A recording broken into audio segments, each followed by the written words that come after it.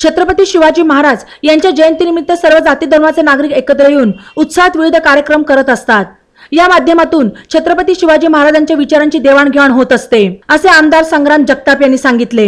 Railway station येथे नवसहकार युवा प्रतिष्ठानच्या वतीने छत्रपती शिवाजी महाराजांची जयंती साजरी करत शालेय विद्यार्थ्यांना खाऊचे वाटप करण्यात आले, त्यावेळी ते बोलत होते। नवसहकार युवा प्रतिष्ठानच्या वतीने गेल्या अनेक वर्षांपासून विविध कार्यक्रमांचे आयोजन करत आपली संस्कृती आणि परंपरा जोपासण्याचे काम होत असते। संभाजी पवार हे रेल्वे स्टेशन परिसरात वर्षभर विविध उपक्रम राबवत नागरिकांना एकत्र आणण्याचे काम करतात, असे यावेळी पुढे बोलताना आमदार जगताप यांनी नमूद केले। यावेळी फुलांची आकर्षक सजावट देखावा सादर करण्यात आला। मूर्तिकार संदीप गोसगे यांनी छत्रपती शिवाजी महाराज, संभाजी महाराज आणि प्रभू श्रीराम यांचे पुतळे तयार करून त्या माध्यमातून संपूर्ण महाराष्ट्राला महापुरुषांचा इतिहास सांगण्याचे काम केले।